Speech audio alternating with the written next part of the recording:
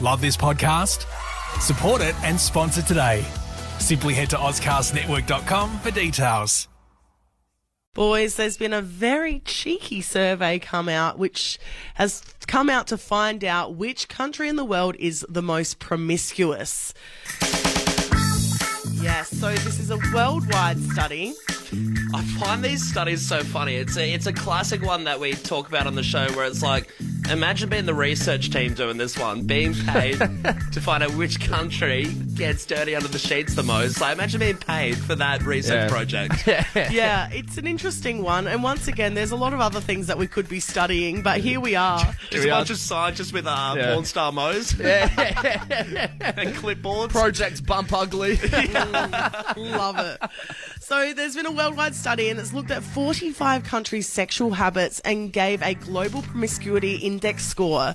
So it weighed up factors like the number of sexual partners, the rate of STDs, and the attitudes that we have towards sessions in general. Yeah. So with that said, I'm going to go through the top 5 most promiscuous countries in the world, all right? All right. So number 5, New Zealand. Oh, yeah. Number 4, Chile. Number 3, Greece. Number 2, Brazil. And number 1, Australia. Wow. Hey, well done, guys. Get it in ya. Aussie. Hey, a lot of spots with big populations. Can you imagine if it was like Vatican City was in there? Population like 20,000 people. Jeez, they get down and dirty the old popes. A huge factor of this, the reason why, obviously, like I said, it weighed up different factors, but one of them was the amount of partners that we've had, right? Yeah. So we've got the top 3. So New Zealand came in at number 3 with an average amount of 13.2 partners. Yeah. Australia was actually number 2 for this, and they were at 13.3 partners. Okay. And Turkey being 14.5 partners. Wow, there you go. But Australia at 13.3. Now, I mean, I hate to say it, but what's your number? I'll say I'm like dead on the average there. Okay. Minus the 0.3. I don't know how I achieved that. Maybe I'll just wrap it up early next time. Yeah, I don't want to say. I don't want to say. Higher than the average, would you say? Just a touch. Just a little bit? Yeah, my parents listen to this show. So. Yeah, you wouldn't want mum and dad knowing that you do that, would I they? also don't know the exact number. I've just got a ballpark figure in my mind. But it'd be above 70. Wow. Rash cream stocks went up when you were born. God. Yeah. Okay. I worked in a pub for a long time. It's all right. You don't need to justify it. It's fine. Like, everyone has their own experiences in life, Tom. Don't stress. But you are very brave for bringing this out on air. And I want our Fresh fam to get involved as well. We've opened up the text line here, Fresh fam. What's your number? If I can say it, you can too. How about yourself, Davo? Oh, I almost got away with it, didn't I? I saw you go a little silent. I was hoping we'd just skip on through. But yes, no, okay, so mine would be just below average, I'd say. There you go. Cool. There, you've heard ours, Adelaide. Let us hear yours. Hey, the Fresh fam, like you said, Davo, it is varying. There are a lot of different answers in terms of how many people. Yeah, got a text in here. Hubby is my one and only. That's sweet as. That is... It's cute. It's nice. The way Good on you him. said that didn't sound like It knows. sweet and wholesome. It was like, yeah, sweet as. Sounded kind of dirty. It's like, oh, yeah, that must be pretty good. What about another one here? It says, morning guys, I'm 52, married my high school sweetheart, still together, only been with the one partner. Might be the one of the only blokes that can say that. True. True. There you go. Someone else said, morning. We'll like to say I'm well above average. Thanks for cueing the music back. Whoa. I'm well above average. I can say that I've chalked up 10 mothers in my lifetime from Dave. Chalked up 10 mothers. You can tell Dave did not want to stay anonymous. He is all for the brag. I have to let people know. Dave has a T-shirt with that written on it. Hey, we're going to cross over to Cara in Glenelg North. Cara, you call up with plenty of ripper stories. What's your story here? What's your number? Oh, well, look, I was a raver in the 90s, so my number was about 50 in 2001, and Right. that's when I stopped counting. Bloody hell, Cara, I love you. So, Cara, are you married? Are you seeing anyone now? What's the go? I'm seeing someone now, but no, I never got married. I haven't got time for that. No, she's a busy lady, Keep clearly. raving. Always safe, always consensual, always healthy. I'm a very healthy person in that regard, but yeah, you just No, you gotta get- go out and have Right. fun. Absolutely get it, Queen. I love your work. Good stuff, Cara. Thanks for getting involved as always. No worries. It's got a bit quiet. So, Yay. there it is. There's my soundtrack. Hey, we got Kim on the line. Kim, what's your number? Mate, I had this conversation the other day with a friend of mine, and curiosity killed the cat, they say. So I sat down, pen to paper, and wrote down all the names. Yeah. And the number's 87. Wow. How long did it take you to And- recall all 87? It took me about 3 weeks, Yeah. and did I it just- do believe I've missed a few. Yeah, okay. Oh, right. So 87's a real loose number. No pun intended. It is very, yeah. Hey, I love that. I love that it'll just come to your head randomly as well. You could be doing anything. You could be at the supermarket and be like, oh, yeah, yep, I remember that girl. So keep counting. I will do. Yeah, good on you, Kim. You're listening to Davo, Tom and Callum, the podcast. It's so bizarre when you see which celebrities are friends and, you know, which ones hang out that you don't realise. And this one takes the cake. So at a charity event recently, it was for the Best Night of Your Life 2 show, and it was a charity event for Cancer for College, so very good cause. But Snoop Dogg was there, Love Snoop Dogg. and love him too. And he got entangled with two big names in comedy movies. John C. Reilly and Will Ferrell were there. And it was a bizarre thing because it was actually Snoop Dogg's birthday. So amidst like the charity kind of event, they thought they'd wheel out a big cake for him. Yeah. So John C. Reilly and Will Ferrell, obviously the two dudes from Step Brothers. Yeah, I was going to say, Talladega you might need Nights. to... Yeah. I know, we know that you're the movie buff, but not everyone is around the actors' names. Sure. Well, it's, if you haven't seen Step Brothers, it's both of them. Your voice is like a combination of Fergie and Jesus. Yeah. Great Classic movie. quote. Such a And good movie. Haven't seen them around for a while, to be fair, because they, you know, I guess they've been off the grid a little bit from doing stuff together.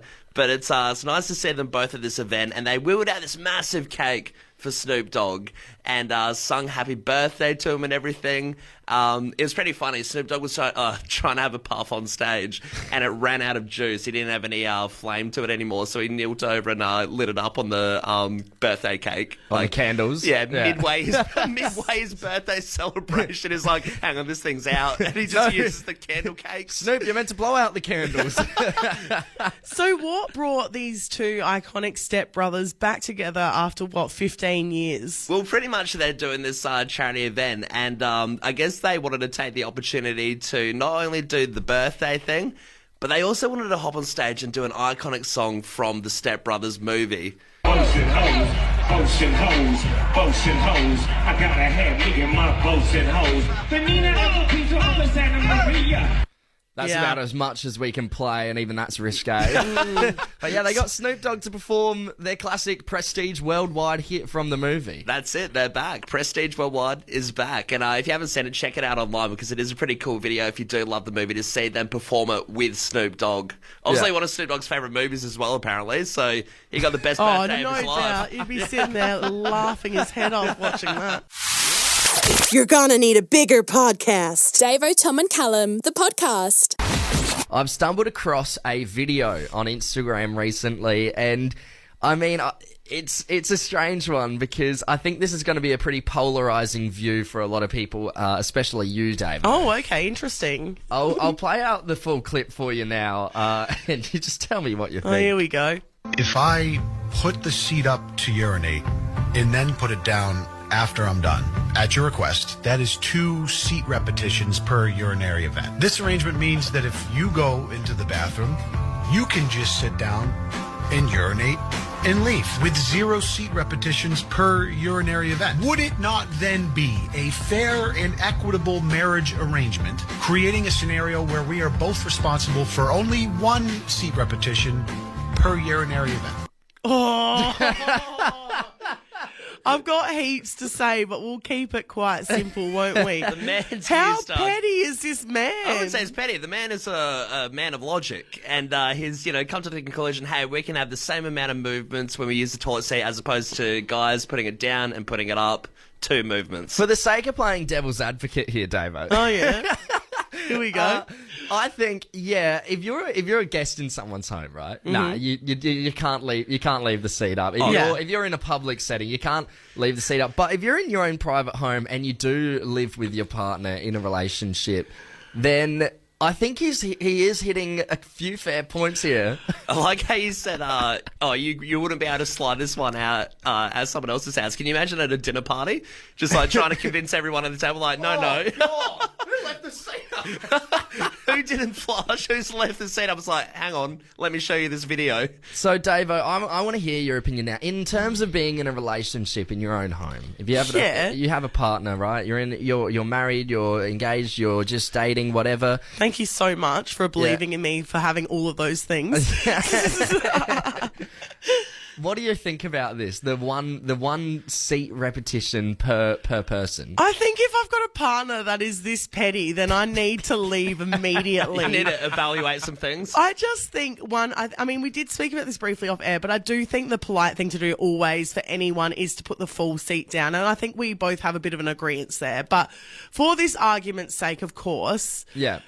Look. Pull your head in, mate. Like, women do a lot, and I think that if you're going to start striking off how many times you're moving the toilet seat up and down, you've got some issues. This man isn't in a relationship, I can tell you that much. All right, I want to open up the phone lines here. Is it okay to leave the seat up? I want to hear from all the women. I want to hear from all the men right now.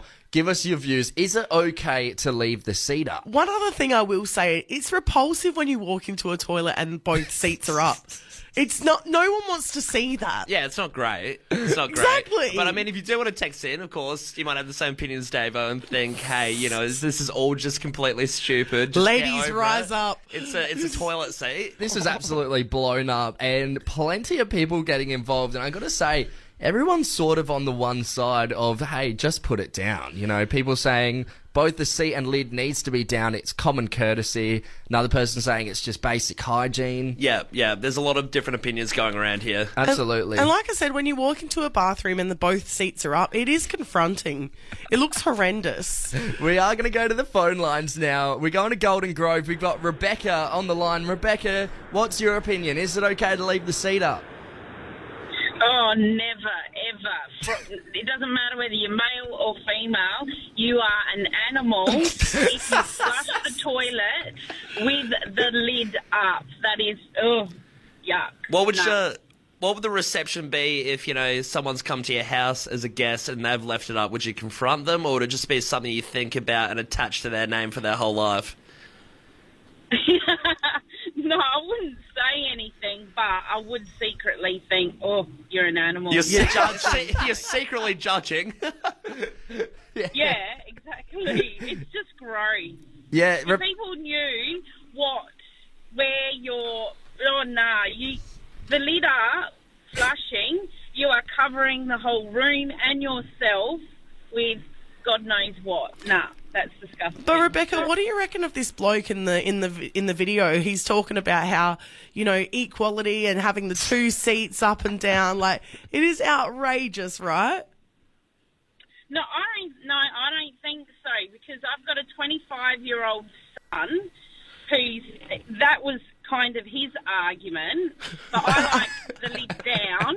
So I would say it's fair. I would tell him it's fair. If you put the lid down, it's fair. Everybody's got to lift something up.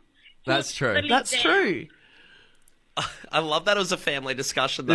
Family meeting over the toilet seat. Already come up. And your 25-year-old son sounds like a catch. Hey, thanks so much for getting involved, Rebecca. We appreciate it. No worries. Cheers. Yeah. Hey, we've got Elise from Paralawi. Elise, what's your opinion on the matter? Oh, look, I must be an animal by the sounds of it, because we don't even shut the lid, mate. Oh, yeah. No, I put it down when I sit down, and he puts it up when he's got to go, but shutting the lid almost never happens. Yeah, right. So is that out of like... I love that you're feeling the shame this morning, babe. Elise, is it just like is it a forgetful thing why he won't put the lid down, or does he just not really care? Oh, it's never been a conversation. We've never... Yeah. It's never been something we've thought about. I've never got angry, I've got to put it down, and I've never heard him complain about having to put it up. But do you reckon will be almost 15 years married, we're doing all right. do you reckon there will be a conversation now or nah? Nah, can't be bothered. Yeah, good on you. She's given up. 15 years married. It sounds like that's the secret to love. Leave the toilet seat up. Yeah, yeah, it's good. I mean, I got 2 boys to compete with. It's almost it's really a non-issue for us. It's an uphill battle. Who knows? Yeah, good on you, Elise. Thanks for getting involved. Cheers. Hey, we've got actually someone from the male party joining us. Jordan from Trott Park. Jordan, what do you think on this matter? Is it okay to leave the seat up? Oh, never. No, Never? I don't understand why people would want to leave the seat up. First of all, if you're in a bathroom that includes a toilet, then you're going to get fecal matter on your toothbrush. Oh, I mean, that's just plain and simple, isn't it? What a way to wake up. Graphic, isn't it? But it's the hard truth. Exactly. Right. I can teach my son when he was 3 starting to use the toilet to put the toilet seat down. I'm pretty sure everyone else can do it. Yeah, good on you, Jordan. good point. Thanks for getting involved, mate. We appreciate it. That man's a catch. You No hear problem. that? Do you hear that, boys? Yeah, we heard it. You're listening to Davo, Tom and Callum, the podcast. Guys, I need to have a chat to you about politics. And I know we steer clear of politics on this show, but we don't steer clear of these politicians. Oh, wonderful. Let's get ripped into it. Let's go. So, Italian Prime Minister Giorgia Meloni on Friday announced she's separating from her partner, Andrea Giambruno. Now, this guy, he's a television presenter. She's a PM. They're like this power couple. They've been together for about 10 years. And now they have decided to split. And even though they have a daughter together and everything... Okay, what's the source? Well, Andrea Giambruno has been caught off air talking to some female colleagues in a stranger way, saying things like to this one girl, new intern that came onto the show, "How do you do, darling? Do you know that this other person and I are having an affair? And all of Mediaset, which is the news company he works for, knows about it. Now you do too." And he adds on, "We're looking for a third person, as we do threesomes, foursomes too, occasionally. Would you like to be part of our working group?" Now, this is all leaks, and now Giorgia Meloni, Italian PM, is splitting from him on the same weekend that her 1-year anniversary of being to power has come along. Jeez. What a Prince Charming. There's a lot going on. Yeah, there's heaps going on. I like the coverage of the Italian politics as well. It's very juicy. We haven't seen something like that in Australia for a while. I mean, what I think is the funniest part of it all is that Giorgia Meloni, her politics is very far right, very conservative politician. This guy seems like the loosest guy ever. Yeah, this guy's out just, living the Italian lifestyle. Yeah, he's walking around talking to Chicky Babe saying, "You want a pizza this?" Yeah, it seems like he can safeguard it though and be like, "Babe, it's Italian." Like, it's just it's spaghetti how we, and meatballs. It's how we do. Oh my God. Davo, Tom and Callum podcast. Davo, Tom and Callum podcast. I'll have what she's having. Davo, Tom and Callum, the podcast. I feel like setting a trend really divides a person into whether they're going to be a bragger about it, if you come up with a new trend, or if you're going to be someone who sits back and, doesn't say anything and lets their work just unveil, and that's where they get the pleasure from. You could be a bragger, or you could be like a Banksy and just see everyone admire everything, and you don't intervene. You're just watching it unfold.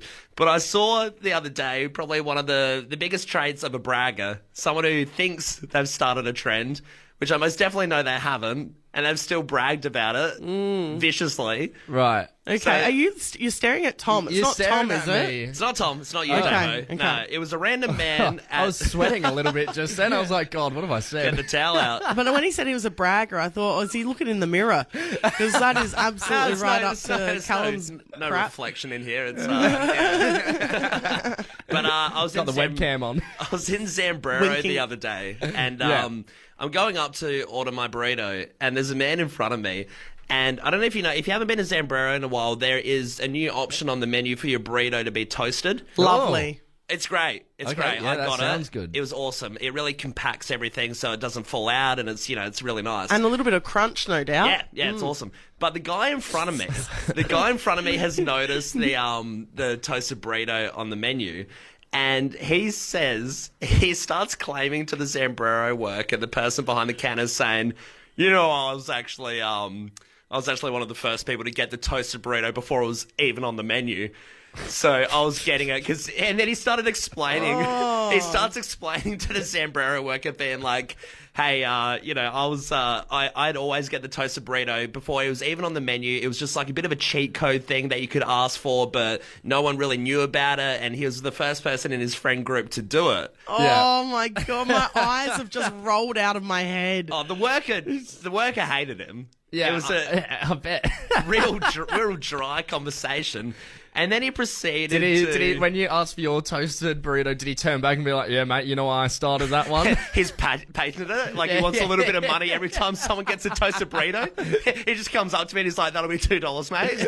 Wait, so did you follow the trend? So I got the toasted burrito out of what he was saying about it, and it was great. But it was funny because he also proceeded not only to claim that he was one of the revolutionists for the toasted burrito, but also the crushed corn chips. Because, of course, back in the day, crushed corn chips weren't on the menu either. And that was also like an underground sort of switcheroo thing where you could just be like, "Hey," it feels like it's illegal. You're just like, "Hey, do you mind putting the crushed corn chips on?" And the Zambrero workers would do it. But now it's actually on the menu, just like the toasted burrito. But this guy in front of me is claiming he was the trendsetter for both. Yeah, right. Did you set a trend? And this is a brag-free zone. You can brag about whatever trend you've started, and there will be no judgment. Like, this is it, man. That was caught in Zambrero by Callum. We are allowing you to brag. I mean, this man just sounds extra crazy, doesn't he? Yeah. Plenty more trendsetters on the text line right now. We got somebody texting in saying, "I made the Gigi Hadid vodka pasta trend a thing in Adelaide."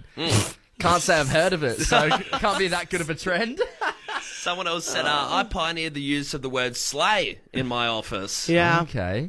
And someone else has sent in a text saying, "I liked Fred again way before you all did." Yeah, it's a good one. There's always someone. Like we said, music is a huge one to want to claim you heard them before anyone else. I love this one. I've been wearing Crocs for 8 years, and now the Instagram people are rocking them with socks, and now it's cool after all these years of criticism. Jeez, I mean, is that something to brag about? You've been wearing Crocs for 8 years. I know it's Croctober, but come on. Croctober? Yeah, Croctober. Sorry? They're slashing deals and stuff over there. Oh, hey, we're going to go to West not Croydon. Sponsored. Not sponsored. Please don't sponsor us. We're going to go to West Croydon. We got Jess on the line. Jess, good morning to you. Did you set a trend? Good morning. I thought I did when I was 7 years old. I thought I was the pioneer of casual clothes day at school. Casual clothes? So why did you think that? Because I thought it hadn't been done before me, and it was the first idea for raising some money. So I dressed up as a Christmas tree for our first casual clothes because it was around Christmas time. And I had never done casual clothes before, and I thought that was it. I came up with this brilliant idea, and everyone loved it because you got to wear casual clothes. Was this like you pitched it to the teachers and you're like, "I've got a bit of a mind-melting idea, hold your horses. Yes. This is going to be huge." A bit of a pioneer, yes, beyond my years. So, Jess, you were 7 when you did it. How old were you when you realised you weren't the person who pioneered Casual Clothes Day? I was brought down from my pedestal very early on in high school when I also pitched it and got laughed at mercilessly, thinking I've got this brand new idea, and they're like, "We've been doing it for years." Hey, chuck it on your LinkedIn bio. Yeah, if there's one place to not brag about starting a trend you didn't actually start, it's definitely early years of high school. Exactly. Good on you, Jess. Thanks for getting involved. Thank you. Bye. Cheers. Bye. We're going to go to Prospect. We got Alicia on the line. Alicia, what trend did you start? Morning, guys. Look, I think I'm going to upset a few people here. All right. This is certainly not a trend that I have started. But whoever started the trend of wearing hoodies outside the house, they need a serious talking to. Yeah, right. So, you do own Audi? No, I don't. No, I've got children that have hoodies, and that's absolutely fine. Are they but allowed? Are not allowed to leave. No way. Okay, so you obviously have no problem with it indoors. It's just as soon as it's outdoors into the public and you're associated, that's the issue. Absolutely, Okay. yeah. I just cannot stand seeing people go shopping with them. I just think it is a home garment. Leave it at home. Yeah, geez, all right. Well, we've got to go to call out here in Adelaide. Who started the trend of wearing hoodies outside? Because Alicia from Prospect needs to have a word to you. Thanks, guys. Good on you, Alicia.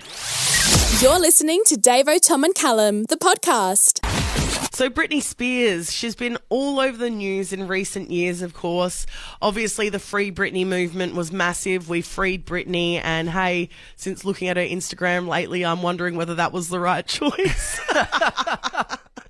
No, it's good news that she was free, obviously, but she's back in the news because her memoir, The Woman in Me, is due out actually in Australia tomorrow. Oh, wow. Okay. Well, yeah. Now, she's revealing lots in this book, and you can see it plastered all over the Daily Mail. There's plenty of little headlines, but one that struck my fancy this morning is that in this book, she reveals that she actually auditioned and was very close to being cast as Ali in The Notebook. And there's a bit of her audition What here. I did, I couldn't get you out of my mind, and then I'm at the line, and It's a little snip. Right, yeah. But yeah, she definitely, the audition's not bad, actually. I was quite surprised to see her act quite well. I mean, it's so funny when you see those massive movies that, typically there are a lot of actors that go through it in the process, and to envision them in that position is pretty bizarre. Yeah, Tom, The Notebook's one of your favourite movies. Probably the favourite movie, to be honest with you. Right in Yeah. front of Twilight. It's an interesting insight to Tom, Ross Holmes, everyone. Twilight's a guilty pleasure, not a favourite. Yeah, okay. But how would you feel if Britney Spears had taken Rachel McAdams' iconic role with Ryan Gosling? Yeah, look, I'm a big fan of Rachel McAdams, and I don't know, what was that, 2002 that clip's from when she was auditioning. I don't know if that era Britney was really ready for that, big of a drama role as Rachel McAdams' crush. I can tell you, she's not ready for it now either.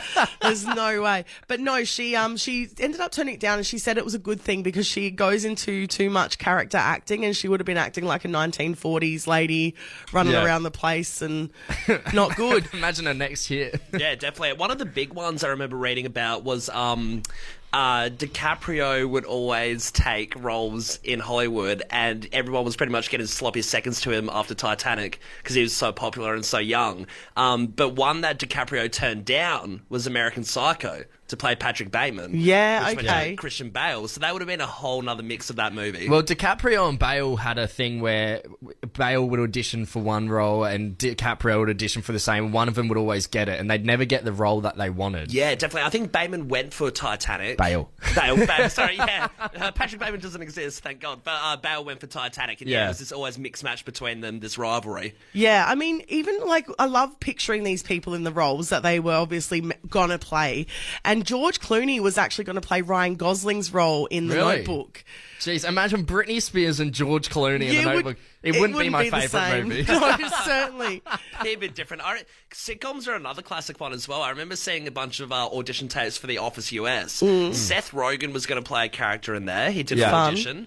And then Jim Parsons, who plays Sheldon in The Big Bang Theory, was going for Jim's role in The Office US, like Jim and Pam. Yeah, which I think is the most heinous comparison. I think if you can imagine Sheldon in The Office as the cool dude. Jim needed to be the cutie, the heartthrob of The Office. One that kills me is John Travolta was going to play Forrest Gump. I bet if I think about it real hard, I could remember my first pair of shoes.